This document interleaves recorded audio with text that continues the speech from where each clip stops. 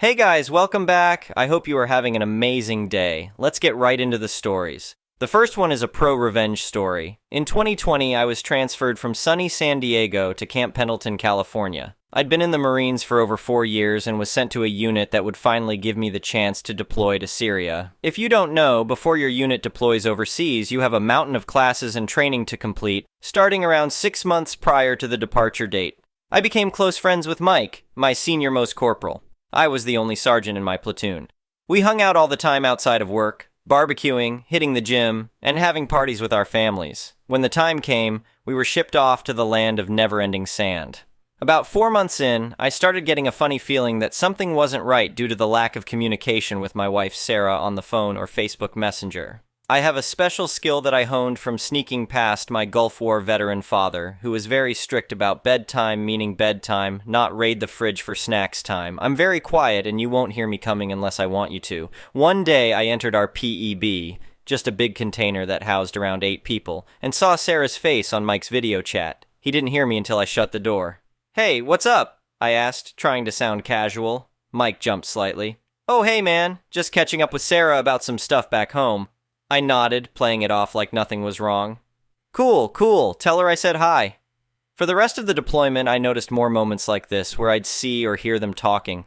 I started taking mental notes for my revenge. Before things really got to me mentally, our time in Syria was coming to an end, and we flew home. The homecoming was uneventful, other than my 3-year-old daughter not recognizing me for a few minutes. Then it was happiness all around. Just like before deploying, we had a mountain of classes after returning. TBI, traumatic brain injury, scans, mental health awareness, certifications, and more. Nobody was exempt from completing the various death by PowerPoint classes scheduled for that week. Out of nowhere, Mike started having random appointments almost every day, or something would come up where he'd have to leave while everyone else was stuck all day in class or at medical getting screened. "Hey Mike, another appointment?" I asked one day as he was leaving early. He nodded, looking a bit flustered. "Yeah, you know how it is. Gotta take care of some personal stuff."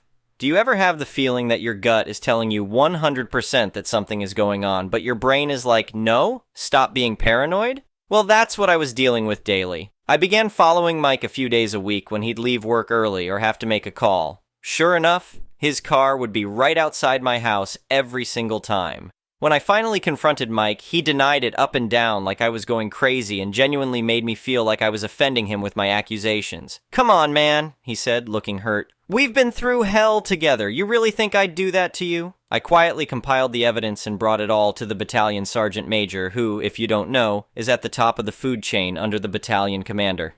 After a week or so, I got called into the battalion commander's office to discuss his findings and to ask me what I wanted to happen. "What do you want us to do about this situation, Sergeant?" the commander asked, his face grave. My answer was simple.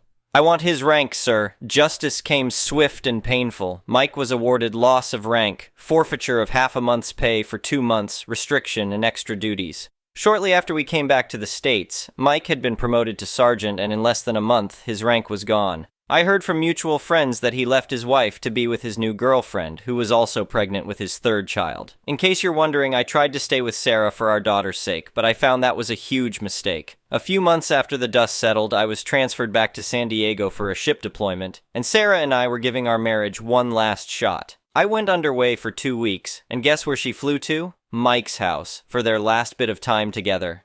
After I found all of this out, I lost any interest in being nice and making it work. I deployed on the ship and actually met my new wife, Lisa, there. We've been together ever since, and I've been much happier than when I was being mentally tortured by my ex. "You know," I told Lisa one night, reflecting on everything that had happened, "there's a real moral to this story." She looked at me curiously. "What's that?" I grinned. "Don't screw your best friend's wife."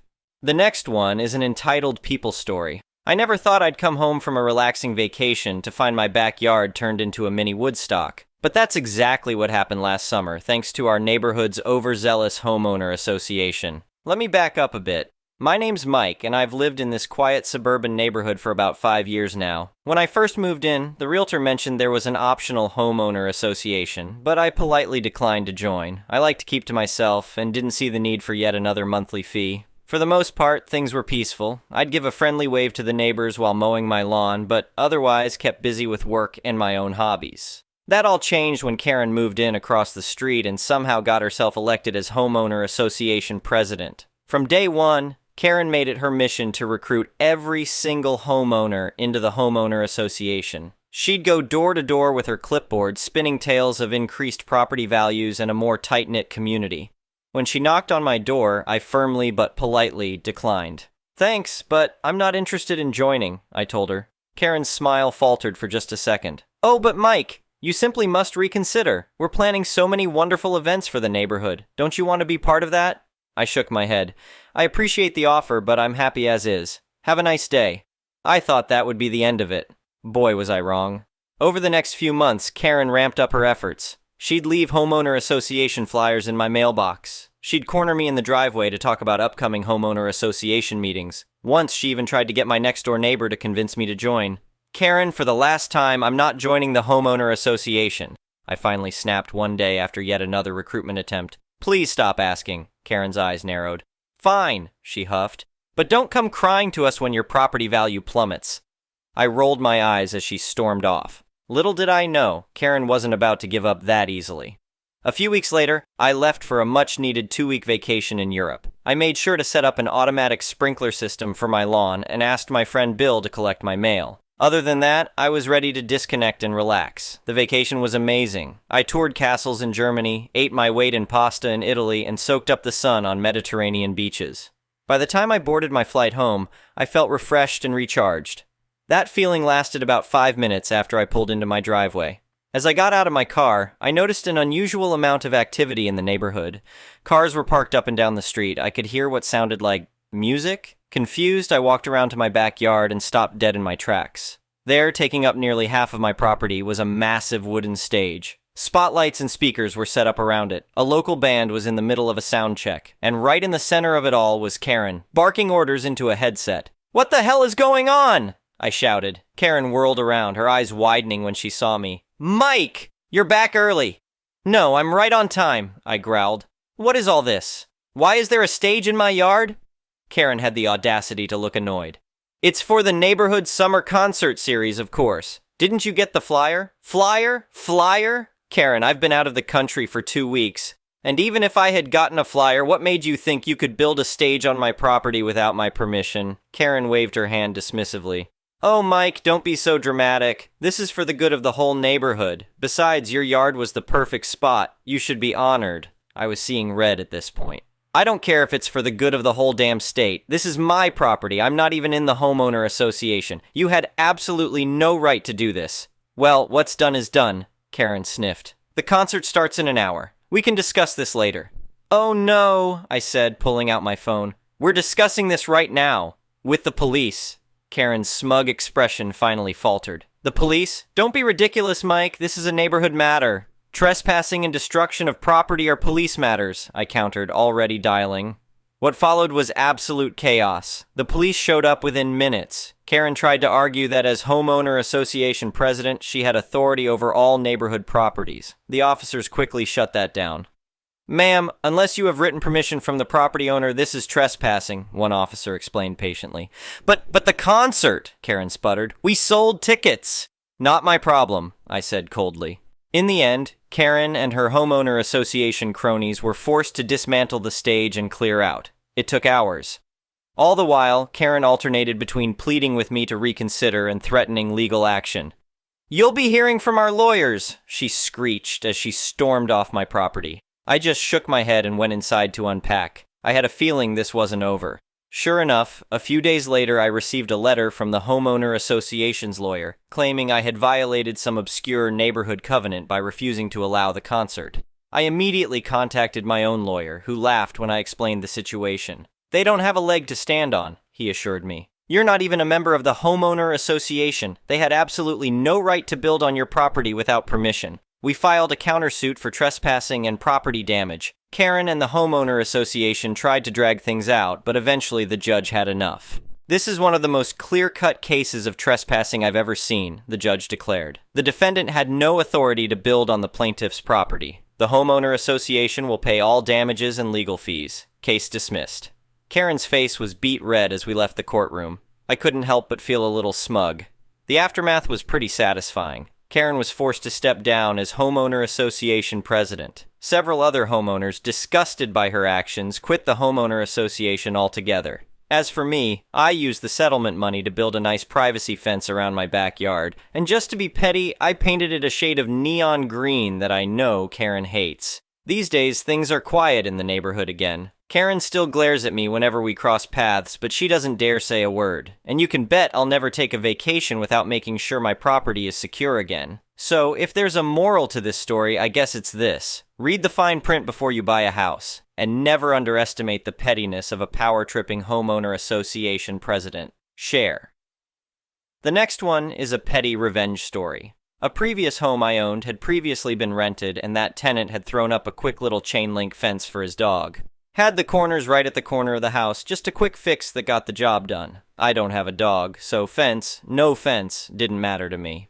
The day I moved in, my very young neighbor came over and asked, since she ran a daycare from her house, that was a whole other nightmare, she'd really like to put up a fence, and to save money, could they just tie into mine and save the cost of fencing an entire side of the fence? Now, I may be younger, but I'm not dumb. I knew that if they did that, they would be fencing in part of my property, and after a certain number of years with their maintenance of it, they would then own that property between our houses. Now, we're not talking a lot here, the houses were maybe 15 feet across, but if they did that, they would own everything up to the edge of my house. Even my air conditioner unit would be on their property, so I told her this and said no, she cannot now or ever tie into the fence. Mentioned that interaction with my realtor and she about threw a fit. Seems this person tried asking her the same thing and she told her the same thing. Now, if this was just a one-time trying her luck thing, it wouldn't be a big deal, but she kept asking off and on for a few years and I kept saying no.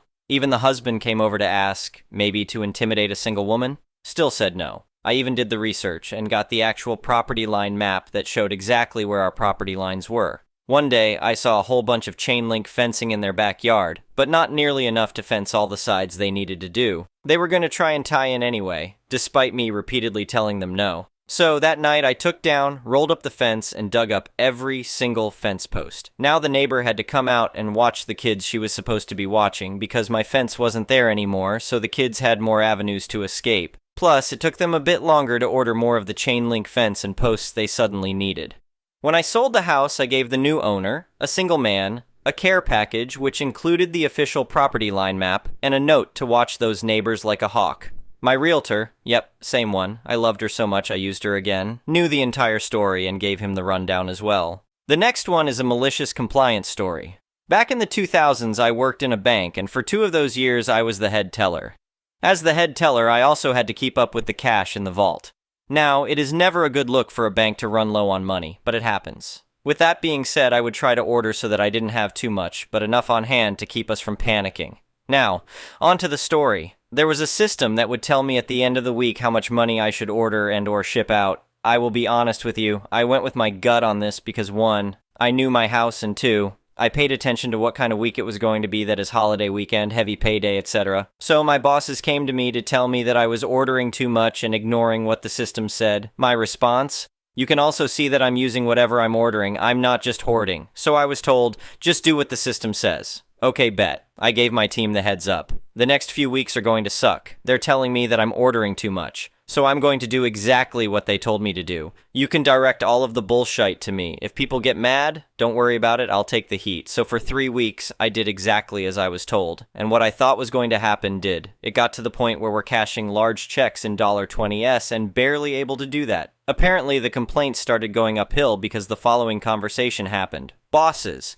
We're getting complaints about the branch not having enough big bills. Me. I figured that would happen. Bosses. We want to know why me. I'm doing exactly what I was told. Whatever the system is telling me to do, I'm doing, but y'all already knew that. Bosses. This can't keep happening. Me. It wasn't happening when I was ordering the way I needed to, so now you have a choice to make. Bosses. Do what you need to do, for now, until we figure this out. Me.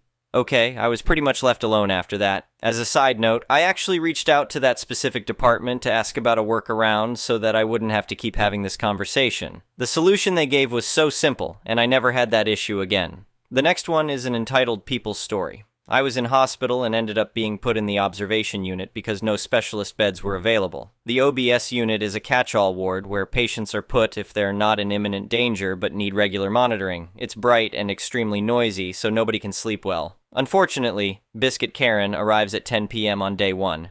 Why is she called Biscuit Karen? Because she wants a biscuit, and she's shouting this loudly enough for the whole OBS unit to hear. Never mind the time or that we're mostly trying to sleep. Never mind that her blood sugar is 8.5 elevated, and she's diabetic, so she really doesn't need more sugar. But hey-ho, the long-suffering nurses find her a biscuit and ask her to be quiet. Biscuit Karen does not quieten down because shouting is her default setting, and she doesn't seem to notice that other patients exist. After 10 minutes of solid noise pollution, she wants another biscuit. The nurses give it to her. More noise.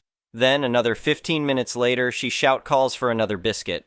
The nurses are occupied, so nobody answers her immediately. So she shouts her request louder, as if we all hadn't heard her already. This is where the nurses begin to lose patience. She is told to be quiet, and her blood sugar level is mentioned. However, Biscuit Karen insists, so she's given another ducking biscuit. Maybe the nurses drugged this one because Biscuit Karen soon goes to sleep, and snores loudly. This was a taste of what was to come, but nobody on the OBS unit knew it yet. Day 2, 11 p.m. Biscuit Karen has been okay all day, and nothing much appears to be wrong with her. She has a walking aid and can get herself to the toilet, but she doesn't want to. She shout calls a nurse to put her on the commode. A very blunt nurse points out that she's seen Karen walking, so she's not going to help her. The toilet is only 10 meters away. Biscuit Karen does not accept this. She keeps shouting for a nurse to help her. Eventually, the blunt nurse goes to check, and Biscuit Karen has actually wet herself in her passive-aggressive rage. The nurse is shocked and is telling Biscuit Karen off. Biscuit Karen does not care. Meanwhile, the bed is now sodden and the sheets have to be changed. The blunt nurse helps put Biscuit Karen on the commode and then goes to get the spare sheets. Unfortunately for the nurses, other patients are being equally tricky. There's the alcoholic man who can't walk but keeps trying and falling to the floor, the polar opposite of our anti-heroine, and a woman with the broken neck who constantly takes off her nightgown and tries to go wandering.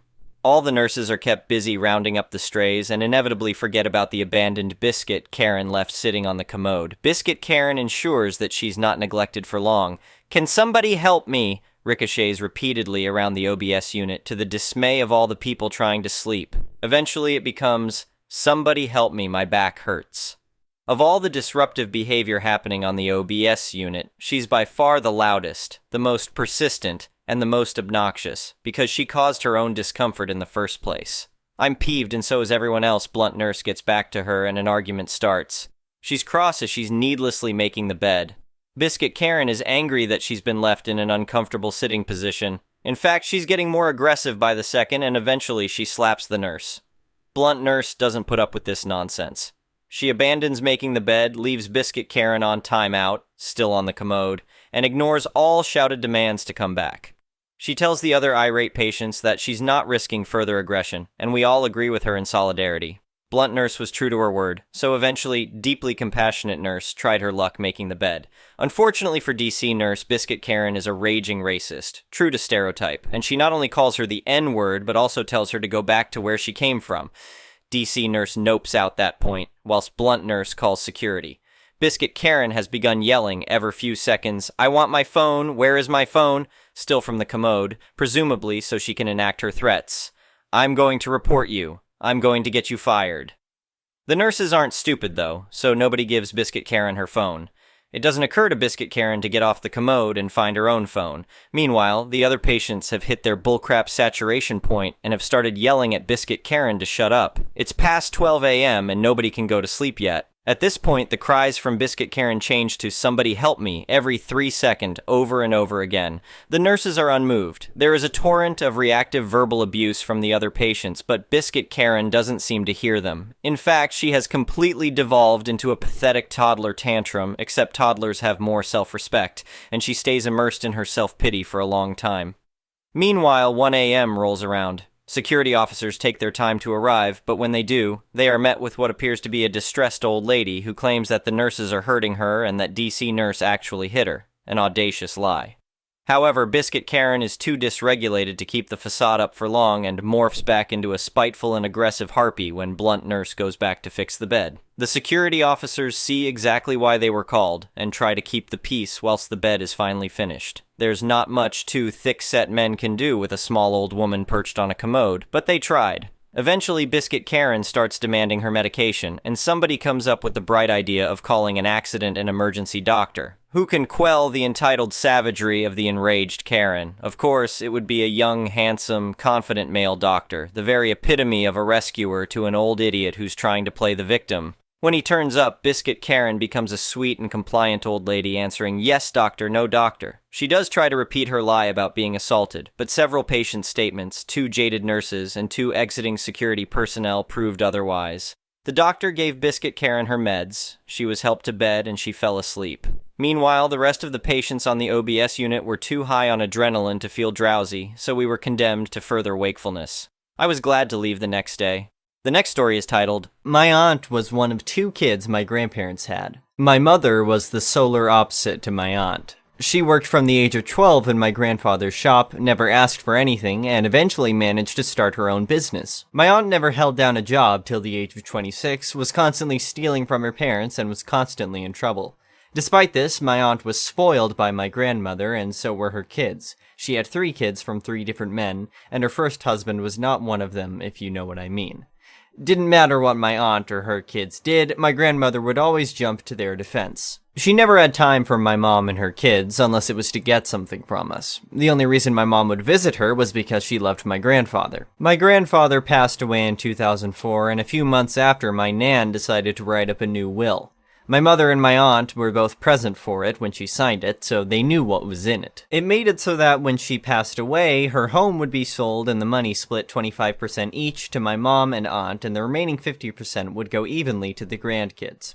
At the time, the home was worth more than £500,000, so it would be a nice little inheritance, but nothing life-changing. In 2010, my mom died after an accident and did not have a current will in place. As she no longer had her business and was renting a house, she didn't have anything of much monetary value. The only thing she was concerned about was what would be done at her funeral should she have passed away, but had told me everything she wanted. The music, the flowers, the coffin color, and even what people were to wear at the funeral. She wanted people to wear bright, warm colors. So, when she passed, my aunt and nan took over all the arrangements and tried to undo all the things I'd told them.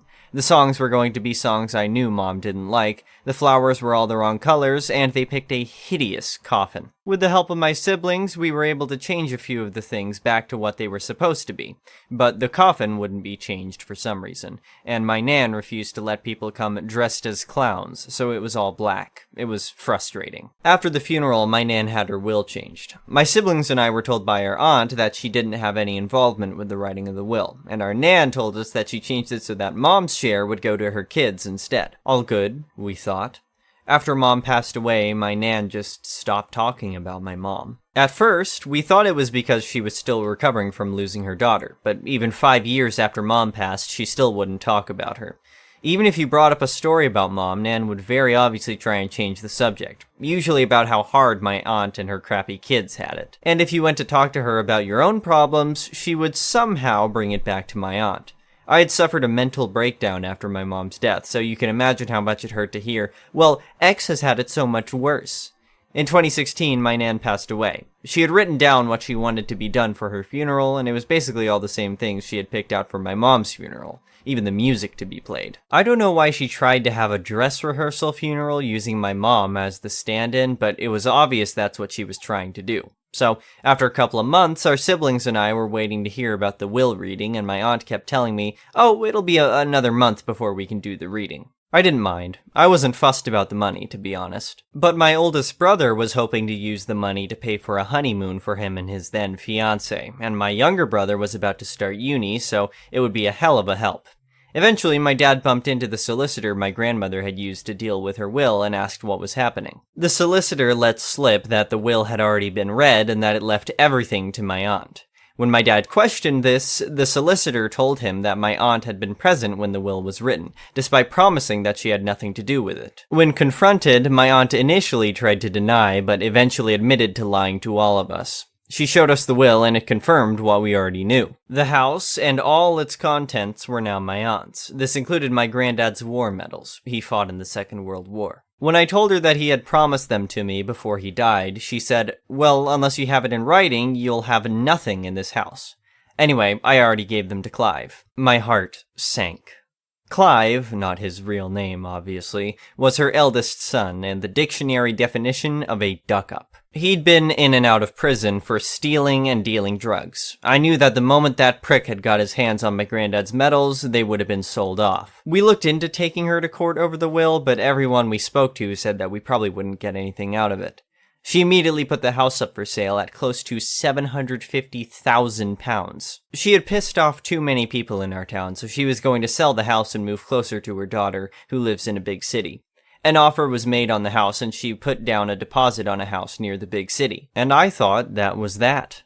Here's where karma comes into play. The people who wanted my Nan's house had a survey done on the house to see if there were issues. And oh boy, were there. Turns out that the land the house was built on was way too soft for the type of house it was, and it was sinking. It had sunk about 2 centimeters in the 40-plus years my Nan and her granddad had lived there, but the sinking was accelerating to 1 centimeter per year. This meant that within the next 3 years, the house would need some serious work or to be knocked down.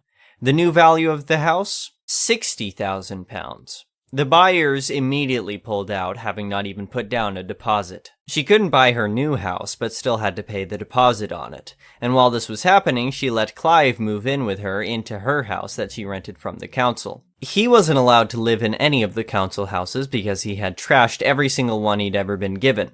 Someone reported this, and she was kicked out of her home. She was forced to move into my Nan's old home as she couldn't live anywhere else. So there she is, living in a crumbling house with her craphead son and her partner. She was stuck there for 2 years. Every time I saw her, she would try and start talking to me, and I would just ignore her and walk off. One time, as I was walking away, she screamed, "Your mother deserved to die for having an artard like you," in the middle of a busy street.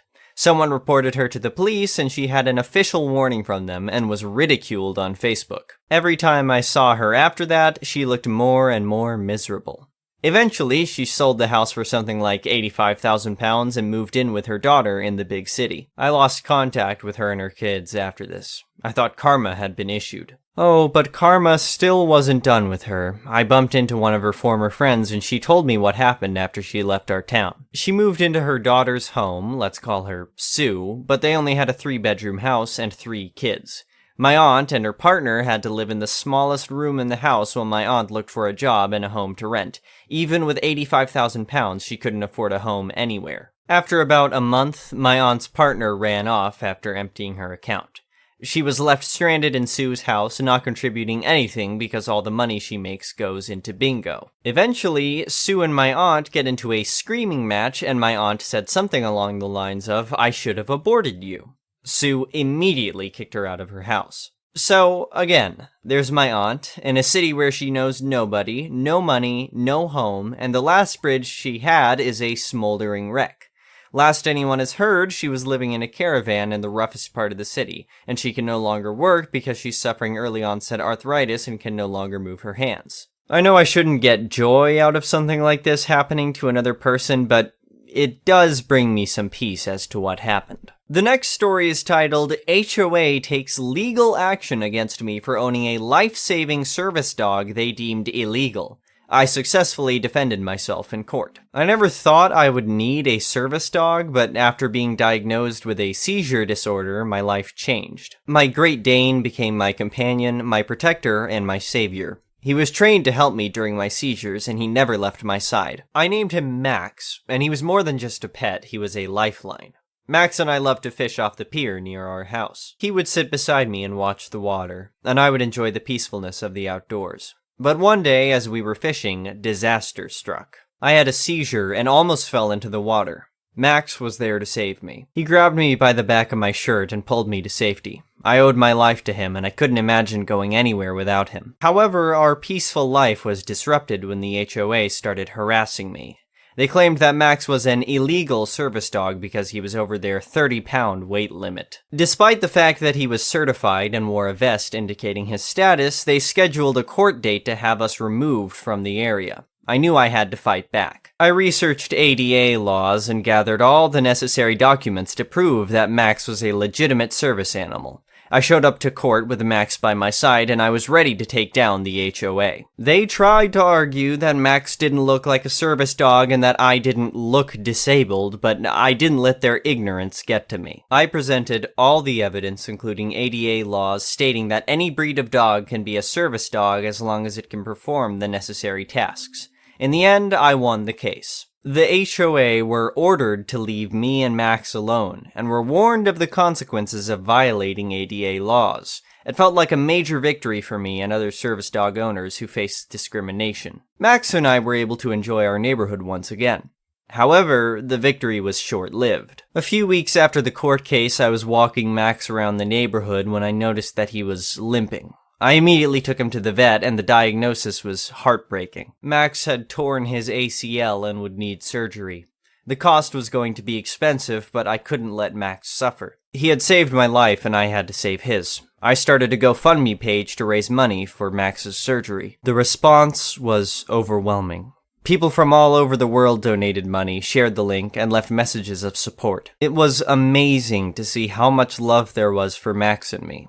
The surgery was a success, and Max was on the road to recovery. However, the HOA was not done with us. They started sending letters again, claiming that Max was a disturbance to the neighborhood and that we were causing problems. I couldn't believe it. After everything we had been through, they still didn't understand the importance of service dogs. This time, I didn't want to go to court. I wanted to solve the issue without getting lawyers involved. So, I invited the members of the HOA to a meeting.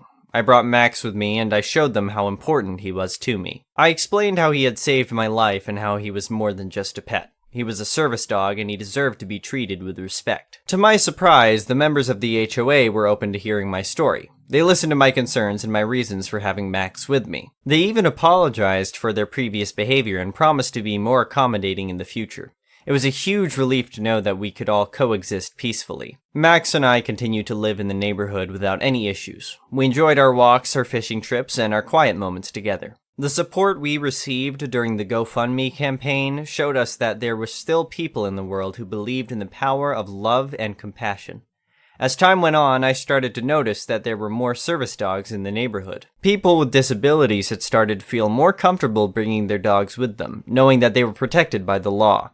It was a small victory, but it was one that made me proud. Years passed, and Max started to age. His fur turned gray, and his movements became slower. I knew that our time together was limited, but I tried not to think about it. Then one day, Max had another seizure. This one was different. It was longer, and he didn't seem to recover as quickly. I knew that something was wrong. I rushed him to the vet, but it was too late. Max had passed away from a heart attack. I was devastated. He had been with me through so much, and I couldn't imagine life without him. I missed his gentle presence, his wagging tail, and his calming energy. But I knew that Max's legacy would live on. He had shown me the power of resilience, the importance of standing up for what I believed in, and the love that a dog can give. I started a foundation in Max's name to help other service dogs and their owners. We raised money for Dog Vest's training and medical bills. It was a way to honor Max and all that he had done for me. The foundation grew over the years, and I met so many wonderful people and dogs along the way. I even got another service dog, a golden retriever named Lily. She was different from Max, but she was just as loving and loyal. Together, we continued to fight for the rights of service dogs and their owners, spreading the message of love and compassion that Max had taught us. In the end, I knew that Max was always with me, guiding me and protecting me. He had been my hero, my friend, and my family, and I was grateful for every moment we had together. The last story is titled, Entitled Neighbor Wants Her Kids in My Garden. So glad to have found this subreddit because I have a legit crazy neighbor with boundary issues. I, 29F, don't have any kids, but have my younger sister, 16, living with me for around 10 years, and we have a trampoline still in our back garden from when she was younger. Neighbor to the left of me has 4 kids and moved in a year ago. 2 weeks ago, Glasgow started getting really good weather, so the kids have been out playing constantly. Not an issue. They asked if I could let the kids use the trampoline one day, so I was like, sure, but only for a bit because I have friends coming over for some drinks. 7 p.m. comes, I ask them to go home because my 5 friends have shown up and we're gonna be drinking. Cue the crying, they leave the garden upset, but hey, that's not my issue. They've been on it for 3 hours at this point. Their mom pops her head out of her bedroom window and asks if they can stay in the garden longer. No? I'm not your babysitter." She's annoyed, but drops it. Last week, I come home from some shopping and to my surprise, find all 4 of the kids in the garden, plus their younger cousin. Ask them to leave. Tell them they can't just come into my garden without me there, and they didn't even ask. They refuse to leave, so I shout up at their mom and tell her to get them out of the garden. She says, "Let them play for a bit, you don't even use it." Okay, but still, not your garden? Eventually, we get into an argument and they leave. She's pissed off and shouting, saying I'm being a Karen and I should let them in. I tell her not to ask again because the answer will be no.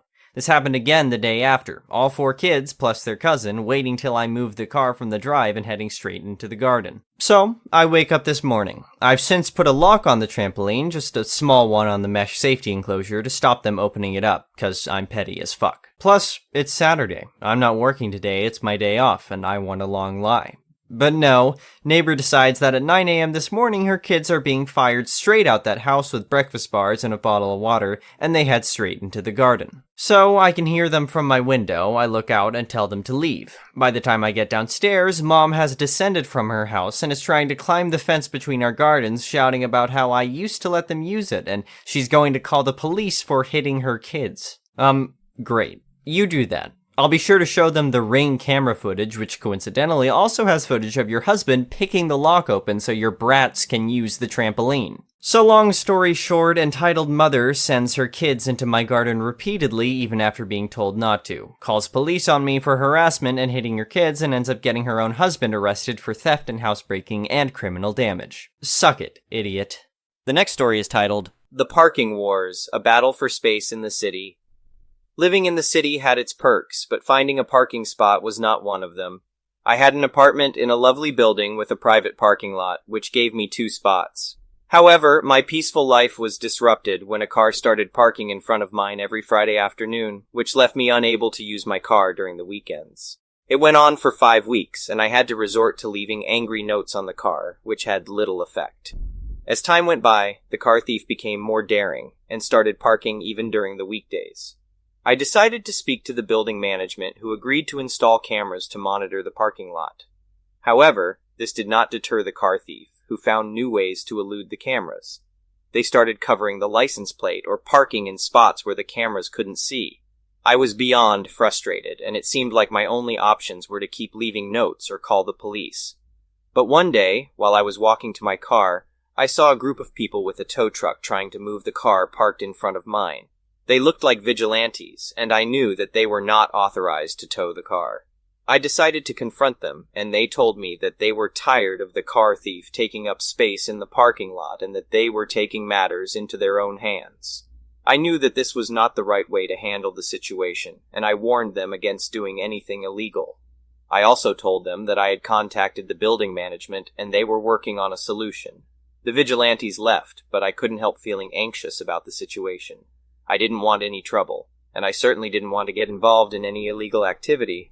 I decided to do some research and found out that there were laws and regulations for private parking lots. I also found out that there were towing companies that specialized in private parking lots, and they had the necessary equipment to tow cars from any level of the parking lot. I contacted one of these companies, and they assured me that they could remove any car from the parking lot, regardless of where it was parked. I also spoke to my neighbors, and they were supportive of my decision to take legal action.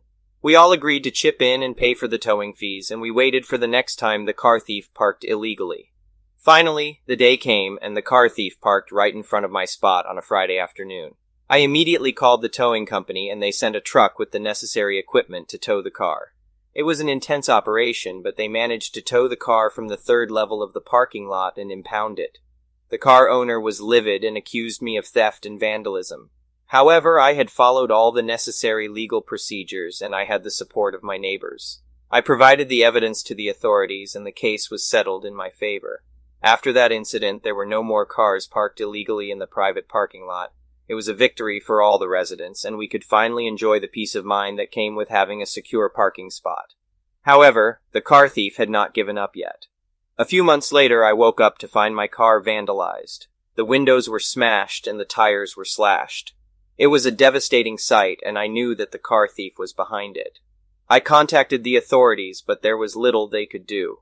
I had no evidence that linked the car thief to the vandalism. and it seemed like I was back to square one. However, I didn't give up. I decided to take matters into my own hands and set up a surveillance camera in my parking spot. I purchased a high-quality camera with night vision and motion detection capabilities. I also installed a GPS tracker in my car just in case the car thief decided to strike again. A few weeks passed without any incidents, but one night I received an alert on my phone from the surveillance camera. I quickly checked the footage, and to my surprise, I saw the car thief breaking into my car. They smashed the window and started rummaging through my belongings. I immediately called the police and showed them the footage. They were able to track down the car thief and arrest them. It turned out that they were a professional car thief who had been stealing cars and breaking into them for years. They had no connection to the person who had been parking in front of my spot, and it was just a coincidence that they targeted my car. The car thief was sentenced to several years in prison, and I never had any problems with parking in the private lot again. I felt relieved and safe, knowing that I had taken all the necessary precautions to protect my car. In an update, the building management decided to hire a security guard to patrol the parking lot at night, and they also installed more cameras to monitor the entire lot. The residents were pleased with the new security measures, and we felt safer and more secure. In conclusion, it was a challenging experience, but I learned that there are legal ways to handle parking issues in private parking lots. It's essential to be vigilant and proactive in protecting our property, and not to resort to illegal activities or take matters into our own hands. I'm grateful that I was able to resolve the situation and that justice was served in the end. In my opinion, this story highlights the frustration that many city dwellers face when it comes to finding a parking spot. It's a relatable experience that can lead to some creative solutions, like using jacks to move a car parked illegally. However, it's important to remember that taking the law into your own hands is not the answer. The protagonist's decision to research and follow legal procedures was a smart move that ultimately led to a positive outcome. It's a great reminder that there are ways to solve problems without resorting to vigilante justice. The next story is titled, "The HOA Sued Me Over My Year-Round Garden, But We Fought Back and Won, A Story of Resilience and Triumph." My husband and I had always dreamed of owning our own home, and after years of saving, we finally found the perfect house in a beautiful neighborhood with a homeowners association, HOA. The neighborhood was well kept, and the HOA seemed like a great idea, but we soon realized that they had nothing better to do than harass people with different cultures and religions. My husband is an avid gardener and takes great pride in his work. Our house is always decorated with beautiful flowers and greenery. However, it wasn't long before we started receiving threatening letters from the HOA board members, stating that something he had outside was against policy or unsightly or distracting. We quickly realized that they were discriminating against us for our different culture and religion, even though he was Indian and I was white. The first time we received a letter, it was for a small statue of a Hindu goddess that my husband had placed in the garden. They claimed that it didn't maintain a harmonious relationship with the houses around it. We thought it was ridiculous, but we complied and removed the statue. But things only got worse from there. Every time my husband put up a new decoration or planted new flowers, we would receive another letter from the HOA. They claimed that his decorations were a nuisance to the neighbors, even though we knew for a fact that no one had complained. One day, my husband received a letter stating that he had to remove all of the decorations from our garden because they were against the HOA's rules and regulations. My husband was devastated. Gardening was his passion, and he couldn't bear the thought of removing all of his hard work. He decided to attend the next HOA meeting to voice his concerns. When we arrived, we were met with judgmental stares from the board members. My husband explained that the decorations were for religious purposes, but they didn't care. They dismissed us, stating that we had to pay a fine for the decorations that we hadn't removed. We tried to reason with them, but it was no use. They seemed to have it out for us, and we couldn't understand why. My husband was at a loss, but I wasn't going to let them get away with their discrimination. I started to research the HOA's rules and regulations and found that they were extremely broad and didn't specify any guidelines for garden decorations. I also found that the HOA had a history of discriminating against people of different cultures and religions. Armed with this information, we decided to take them to court. It was a long and stressful process, but we were determined to fight back against their discrimination. We hired a lawyer and presented our case to the judge. We had pictures of the garden decorations as well as evidence of the HOA's discriminatory practices. After hearing our case, the judge was appalled by the HOA's behavior. He agreed with our case of discrimination and awarded us a large sum of $39,000 in damages. We were elated. We had won against the HOA's discrimination. But our fight wasn't over yet. A few weeks after the court hearing, we received another letter from the HOA. They claimed that we owed them money for damage to the lawn during the court hearing. We knew it was just another attempt to get money out of us, so we took them to court again. This time, we were even more prepared. We had evidence that the damage to the lawn had been there before the hearing, and that the HOA was trying to extort us for money. The judge once again saw through their tactics and ruled in our favor. Not only did we not have to pay for the supposed damage, but the judge also ordered the HOA to pay our legal fees. The victory felt sweet, but it was bittersweet. We couldn't help but feel like we were still being singled out by the HOA. We noticed that other neighbors had similar decorations in their gardens, but they never received any letters or fines. It seemed like the HOA was still targeting us, even after our victory in court. We decided to take matters into our own hands and reach out to the other neighbors. We found out that many of them felt the same way we did, and were also being unfairly targeted by the HOA. We formed a neighborhood group to fight back against the HOA's discrimination. Together, we attended HOA meetings and presented a united front. We called out their discriminatory practices and demanded that they change their policies. We also reached out to local news outlets and brought attention to the issue. The HOA was finally forced to listen. They met with us and agreed to revise their policies to be more inclusive of different cultures and religions. They also agreed to drop all fines and fees that had been unfairly imposed on us and our neighbors. It was a long and difficult journey, but we had finally achieved what we set out to do. We had fought back against discrimination and won. Our garden was once again filled with beautiful decorations, and we could finally enjoy our home without fear of harassment from the HOA.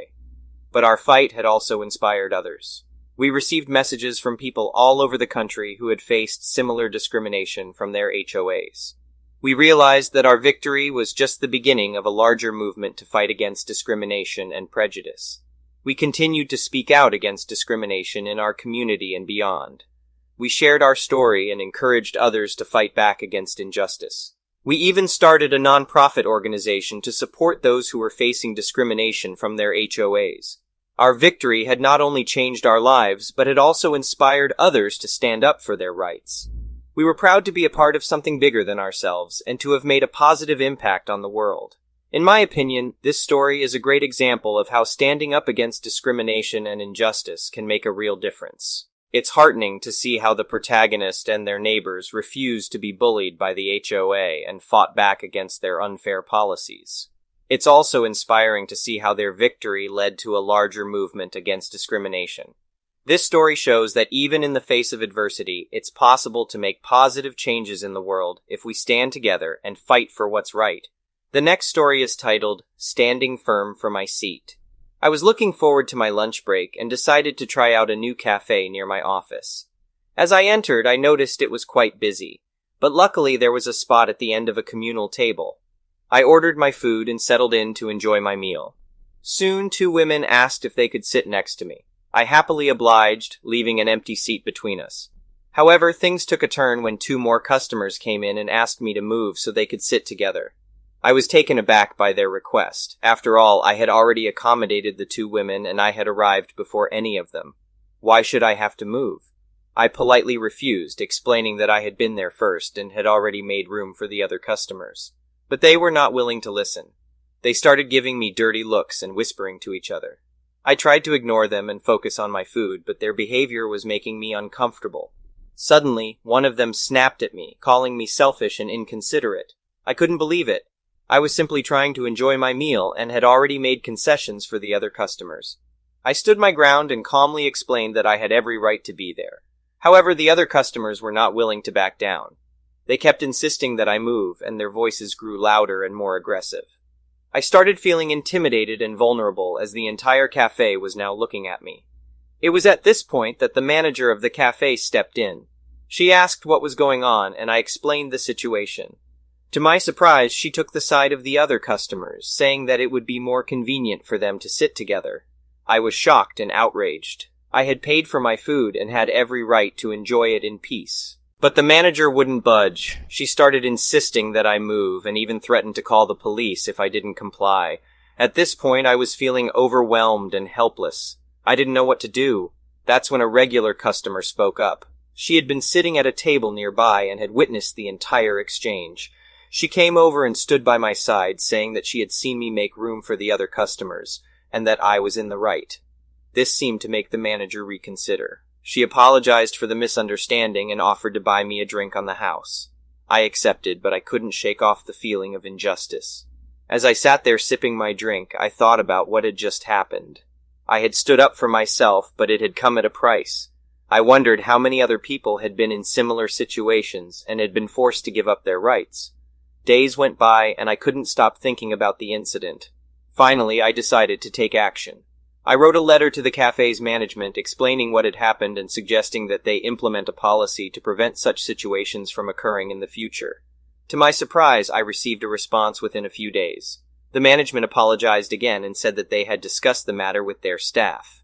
They promised to create a policy that would ensure that customers would be treated fairly and with respect. But the most satisfying outcome came a few weeks later. I returned to the same cafe for lunch, and as I was paying my bill, the manager approached me. She apologized again for what had happened and told me that they had implemented a new policy that guaranteed customers the right to keep their seats if they had arrived first. I was pleased and relieved. It felt good to know that my actions had made a difference, and that I had helped to create positive change. I left the cafe with a sense of pride and empowerment, knowing that I had stood up for myself and for others who might find themselves in similar situations. But the story didn't end there. A few weeks later, I returned to the same cafe for lunch. As I walked in, I noticed that the communal table had been replaced by smaller, individual tables. I smiled to myself, knowing that my letter had helped to create real change. As I sat down at one of the new tables, I overheard a conversation between two customers. They were talking about the incident that had happened a few weeks ago, and how the cafe had implemented a new policy as a result. One of the customers turned to me and said, "Hey, aren't you the one who stood up for your seat?" I smiled and nodded, feeling proud that my actions had made an impact on the community. It was a small victory, but it had taught me an important lesson. Sometimes, standing up for yourself and for what is right can make all the difference. Update. A few months later, I received an email from the manager of the cafe. She thanked me again for bringing the issue to their attention and for helping to create a positive change. She also invited me to meet with her and the staff to discuss further improvements that could be made to ensure that all customers felt welcome and respected. I accepted the invitation, and we had a productive discussion about ways to create a more inclusive and supportive environment. We talked about things like training staff to be more sensitive to customers' needs, providing resources for customers who might need extra assistance, and creating a more diverse and inclusive menu. It was an inspiring conversation, and I left the cafe feeling grateful and hopeful. It was a reminder that sometimes small actions can have big consequences, and that standing up for yourself and for others can create positive change that ripples out into the world. In my opinion, this story is a great example of the importance of standing up for oneself. It's frustrating to be in a situation where you're being pushed around and made to feel uncomfortable, but it's empowering to see someone who is able to hold their ground and assert their rights. The fact that the author was able to make a positive change by speaking up and taking action is a testament to the power of individual action. It's a reminder that even small actions can have a big impact, and that we all have the ability to make a difference in the world. The last story is titled, "The Time My Neighbor Called Cops and Tried to Get Me Arrested for No Reason." Background. My husband and I moved into our new house in a quiet suburban neighborhood in September of 2021. We were excited to start a new chapter in our lives, but little did we know that our neighbor from hell, NFH, would make our lives a living nightmare. From the start, NFH was an issue. She had already come down to our house to try and claim that her lease included our personal laundry room, which was obviously not the case. She had even admitted to trying to break into our house to use our laundry facilities. It was clear that she was not going to be an easy neighbor to deal with. Fast forward to February of 2022, my husband and I returned home after being out of state for a few days. We rented a car for the trip, and when we arrived home, we found that the snow had piled up to around 2 feet. NFH hadn't bothered to clear any snow, which meant that we couldn't park in the driveway. My husband started clearing the sidewalks while I waited in the car. As he was doing so, I noticed NFH glaring at me from her window with an intense and menacing look. Once my husband finished clearing the sidewalks, including hers, we emptied our rental car and went inside to change before he could shovel the driveway. However, before he could start shoveling, NFH's dad showed up and blocked our everyday driver in with their Suburban. He immediately began to insult and belittle my husband, calling him a punk-ass little crap, and claiming that he deserved respect because he was 50 years old. It was clear that this man was trying to intimidate us, but my husband refused to back down. The situation escalated quickly, and NFH's dad claimed that my husband had threatened to assault him.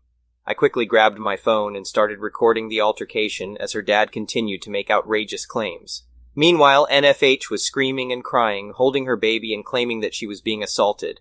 It was a complete and utter overreaction, and we knew that it was only a matter of time before the police showed up. As we had suspected, 3 police officers showed up, and they were clearly familiar with NFH. They tried to talk her down, but she wouldn't listen. She kept screaming and demanding that I be arrested, claiming that I was a prostitute and that they needed to arrest me. It was an outrageous and baseless claim, but she wouldn't let it go. The police eventually spoke to us and told us that they would likely be evicting NFH soon. However, things only got worse from there. NFH continued to act entitled, and we soon found out that she had been spreading rumors about us to our other neighbors. Days later, we received a notice from our homeowners association, HOA, claiming that we had violated several rules and regulations. It was clear that NFH had made false claims about us to the HOA, and we knew that we had to take action. We decided to hire a lawyer to help us deal with the situation, and we eventually were able to clear our names. It turned out that NFH had been spreading lies and rumors about us to other neighbors as well, and we knew that we had to take action to protect ourselves. Update. Months later, we found out that NFH had been evicted from her home due to multiple violations of her lease agreement. We were relieved to hear this news, but we also knew that we had to be vigilant in the future to ensure that we were not victimized again. We learned a valuable lesson from this experience and knew that we had to be prepared to stand up for ourselves and protect our home and our reputation. After the incident with NFH, we took extra precautions to ensure that we were always documenting any interactions with our neighbors. We installed security cameras around our property and made sure to keep records of any disputes or confrontations. We also made an effort to get to know our other neighbors better and build stronger relationships with them. Over time, we were able to move on from the ordeal with NFH, but it was not easy. We had to deal with the aftermath of her false accusations and the damage that it did to our reputation. However, we were determined to not let her actions define us, and to show that we were good neighbors who respected the rules and regulations of our community. In the end, we were able to come out stronger from this experience. We learned the importance of standing up for ourselves and protecting our rights as homeowners. We also learned the value of having a strong support system in the form of our other neighbors and our lawyer. We hope that our experience can serve as a cautionary tale for others who may be dealing with difficult neighbors and encourage them to take action to protect themselves and their homes. In my opinion, this story is a cautionary tale about the dangers of dealing with difficult neighbors. It's amazing how one person's actions can have such a negative impact on those around them. The fact that NFH tried to frame the narrator for a crime they didn't commit is outrageous and shows just how far some people will go to get what they want. It's great to see that the narrator took action to protect themselves and their home, and that justice was eventually served. Overall, this story is a reminder that we should always be prepared to stand up for ourselves and protect our rights, especially when dealing with difficult neighbors. Thank you for watching. I would really appreciate it if you could like the video and subscribe to our channel if you haven't already. We'll see you again tomorrow.